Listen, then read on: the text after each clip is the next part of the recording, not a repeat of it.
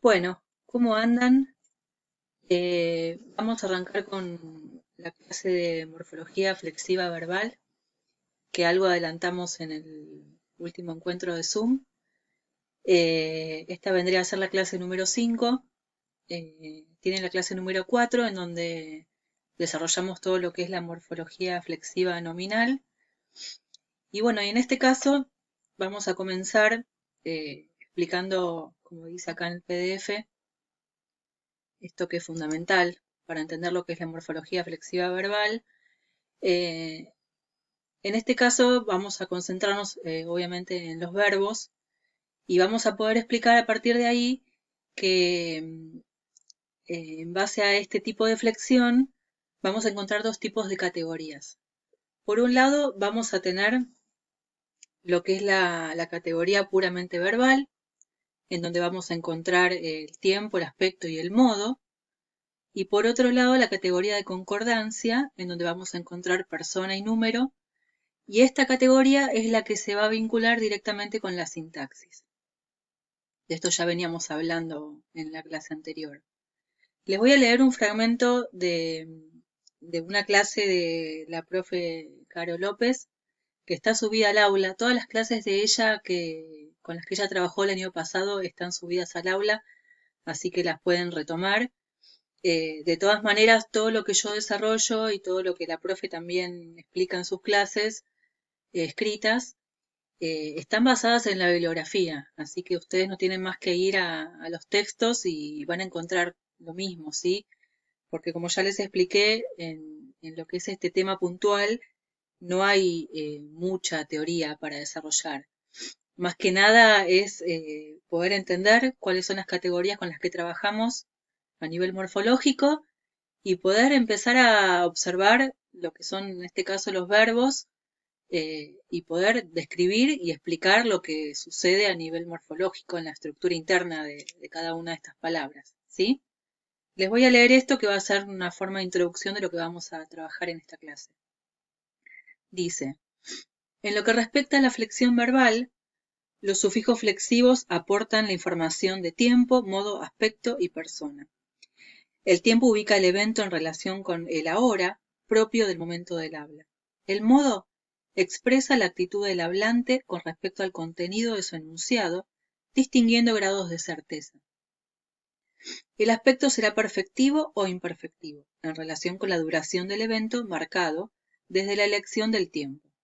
Como dice ahí, ya profundizaremos cuando trabajen ustedes con la profe en el segundo cuatrimestre los verbos, ¿sí? La unidad número 3 en clase de palabras. De todo esto se desprende que los afijos flexivos poseen significado gramatical, ¿sí? Que resulta relevante para la sintaxis, ya que opera sobre las relaciones estructurales entre las palabras.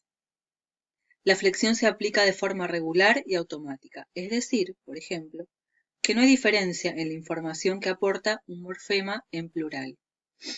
Otra cuestión a tener en cuenta es que los afijos flexivos no alteran la categoría léxica de la palabra, es decir, que al añadirle el sufijo plural a un sustantivo, el resultado será siempre un sustantivo. Este tipo de sufijación es más externa que la derivativa y opera sobre temas, que para definirlo rápidamente y con perdón de Jesús Pena, como la profe también dice, es la palabra menos los sufijos flexivos. Es la base sobre la cual se pueden flexionar. Algunas veces coincide con la raíz y otras esa raíz puede llegar a estar derivada. Por lo tanto, tenemos acá un elemento que son los afijos flexivos, ¿sí? Que son los que también forman parte de lo que es la constitución o la estructura interna de la palabra. Y como dice ahí, son obligatorios y se adjuntan al tema. Vamos a ver algunos ejemplos, ¿sí?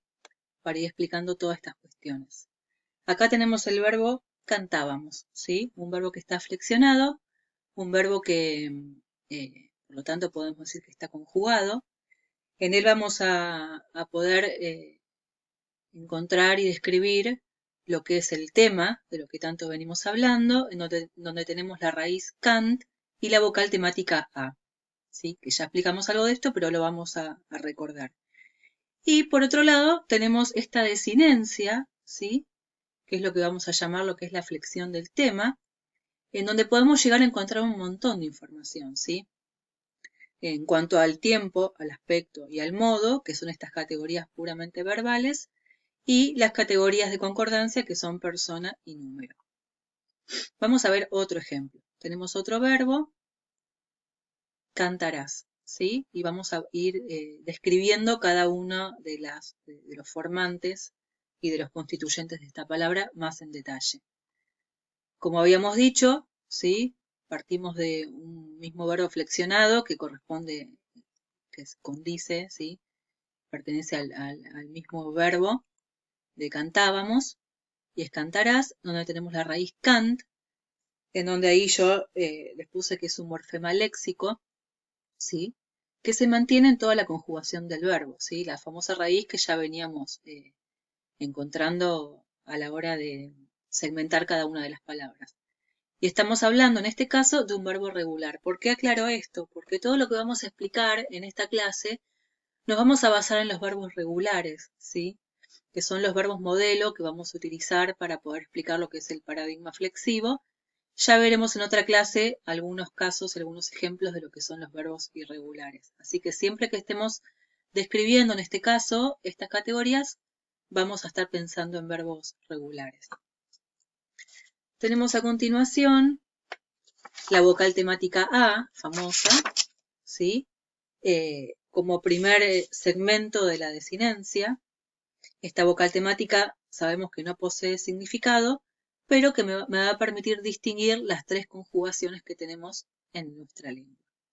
Por lo tanto, recordamos una vez más, raíz y vocal temática, como dice ahí, conforman el tema del verbo, ¿sí? Perdón que sea repetitiva, pero es muy importante que ustedes puedan tener claro este punto. En cantarás, tema, raíz, más vocal temática, canta, ¿sí? Y por último, al final, forma externa, la desinencia. Tenemos también el morfema de tiempo y modo, que es esta R y la A. Volvemos acá la palabra para que la vean, ¿sí? Yo también lo distinguí por colores. Este morfema me va a indicar que es un verbo que se encuentra conjugado en el tiempo futuro y pertenece al modo indicativo. Y por último, acá en violeta, la S final, que esta S final es el morfema que me va a indicar persona y número, llamado también de concordancia, que me va a indicar que este verbo pertenece a la segunda persona del singular, ¿sí? Me va a indicar la relación con el sujeto, por eso este tema de la concordancia y la relación con la sintaxis. En este caso, está designando a un o a una interlocutor o interlocutora, ¿sí? Bien.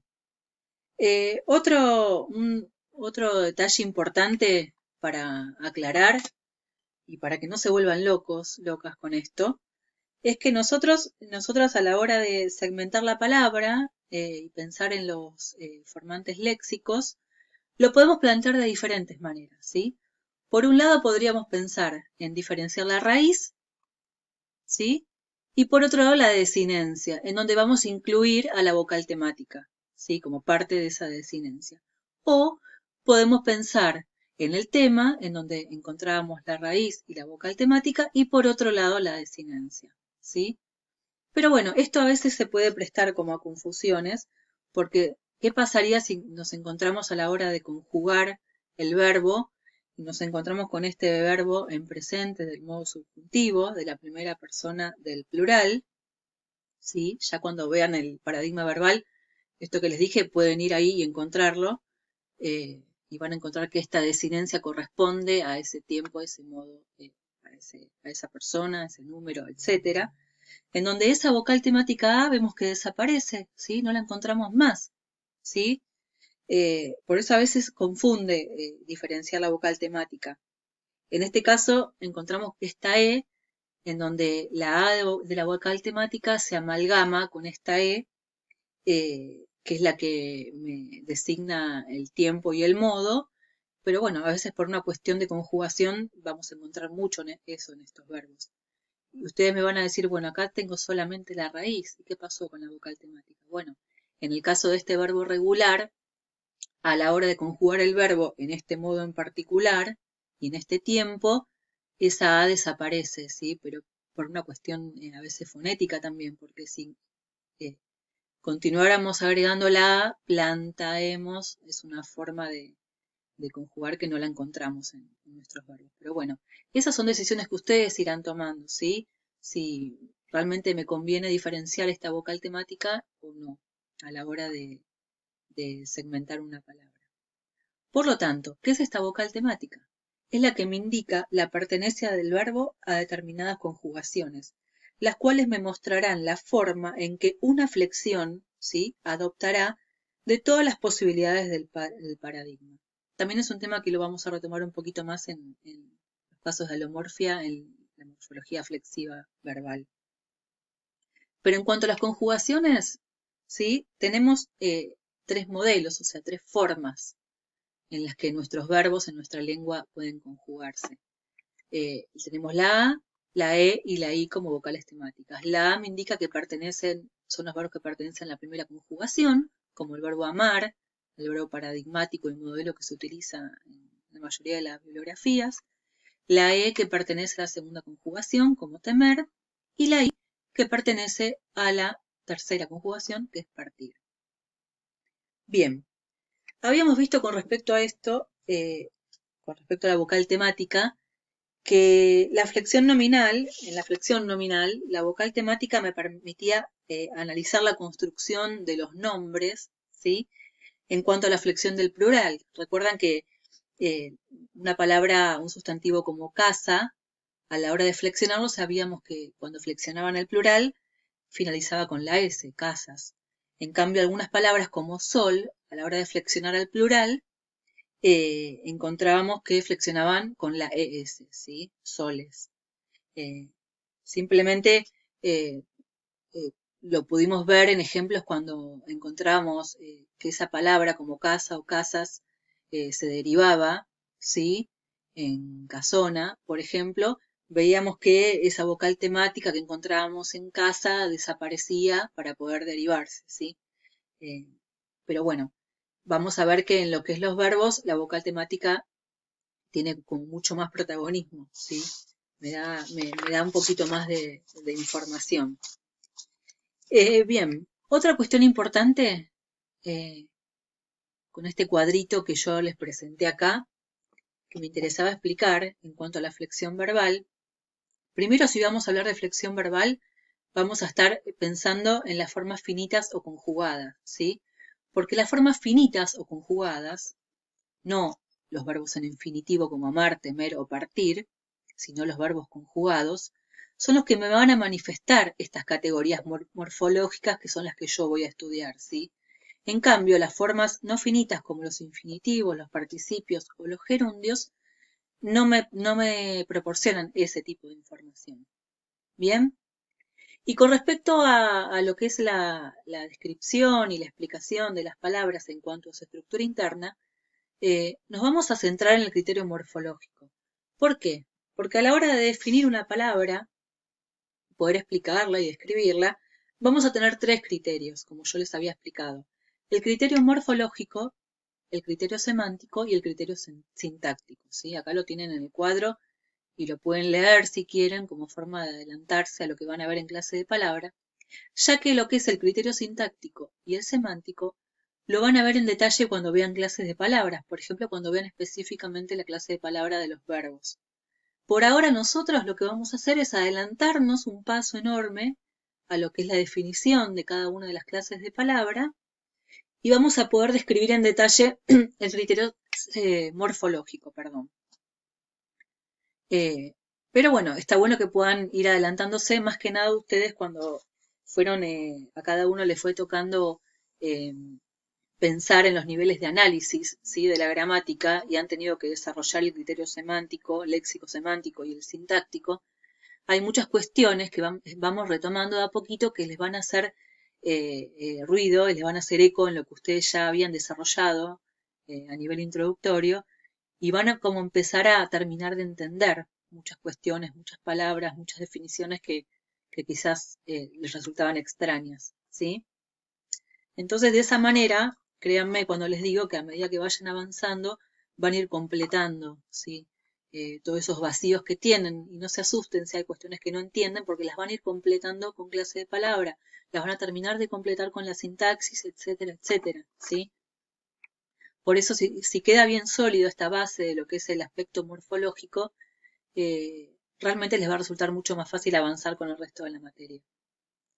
Les voy a leer rápidamente lo que dice acá, que también está basado en una de las clases de la profe, de Carolina. En cuanto al criterio morfológico, ¿qué podemos decir de una palabra? Que los verbos son de tipo variable, que la flexión que presentan se puede distinguir en dos categorías, como les dije, la categoría inherente al verbo, la que llamaremos propiamente verbales, y tenemos por otro lado las categorías que se forman por concordancia con el sujeto oracional, ¿sí? Por eso esa relación con la sintaxis. En los propiamente verbales, tiempo, modo y aspecto, que afectarán a toda la oración, y en cuanto a número y persona, la flexión de número y persona que no afecta al verbo. Si yo digo, dice la profe, corrieron, ese plural no indica que corrieron muchas veces, o más de una, para ser precisos, sino que ese plural aparece con el único fin de concordar con el sujeto oracional. La persona hace referencia al hablante, a la primera persona, al oyente, segunda persona, o a alguien que no es ni hablante ni oyente, que es llamada la no persona o la famosa tercera persona. Bien, esto para ubicarnos bien en qué estamos prestando atención, o sea, a qué aspecto de la palabra estamos dándole prioridad y estamos analizando desde lo morfológico. Bien, ¿qué es esto del paradigma flexivo famoso, sí? Que tanto veníamos hablando. Sabemos que las diferentes formas flexivas dentro de una palabra conforman sistemas cerrados que son estos paradigmas flexivos, ¿sí? Y que no crean nuevos tipos de palabra a nivel léxico, en el caso de los verbos. Este paradigma flexivo, una definición de Jesús Pena que tenemos aquí, dice que un paradigma flexivo es un conjunto cerrado de significantes que tienen en común un significado constante expresado generalmente por un mismo tema, y que difieren entre sí en soportar diferentes significados categoriales expresados mediante la flexión. En esta definición tenemos todos los términos y todas las palabras, todo lo que venimos explicando hasta ahora, ¿sí? Nada nuevo, nada extraño a lo que ya veníamos explicando. Si leen con detenimiento esta definición y vuelven a lo que ya vengo explicando en el principio de esta clase y en la clase anterior, van a ver que no hay nada nuevo. Así que no se asusten con este tipo de definiciones de este autor, ¿sí? Porque en realidad ya venimos manejando todas estas categorías y toda esta terminología. Con respecto a esto y al concepto de paradigma flexivo, yo les recomiendo que recuerden un poco, refresquen la memoria en los conceptos que venían viendo en lingüística, ¿sí? Con respecto a las relaciones paradigmáticas, a las relaciones opositivas, ¿sí? Porque en este paradigma flexivo lo que vamos a encontrar simplemente son oposiciones de contenidos categoriales, ¿sí? Estas categorías en este caso van a ser plenamente morfosintácticas. Bien, por lo tanto, ¿qué es la conjugación? Como dice ahí, el conjunto de las variaciones que el verbo presenta. En un diccionario solo encontramos el infinitivo y vamos a encontrar en nuestra lengua que hay patrones regulares que me permiten el despliegue de toda esta variedad de formas flexivas. Bien, recordemos esto que les expliqué más arriba, que son las formas finitas o conjugadas. Es la famosa flexión verbal, ¿sí? En donde vamos a encontrar las categorías inherentes y las categorías de concordancia. ¿Cuáles son las formas no finitas? Los infinitivos, ¿sí? Que encontramos en los tres tipos de conjugaciones, como amar, temer y partir, los gerundios y los participios, ¿sí? Tipos de palabra que lo van a ver en detalle cuando arranquen el unidad número 3, pero bueno, supongo que los deben conocer y si no pueden buscarlo, es muy fácil distinguirlo en principio por sus terminaciones. Bien, vamos a arrancar por describir lo que es el paradigma de los verbos regulares, ¿sí? Vamos a cortar acá este videíto para que no sea tan largo, porque ya vamos casi 20 minutos. Y en el siguiente video nos vamos a dedicar a explicar un poquito y describir todas estas categorías y el paradigma flexivo famoso.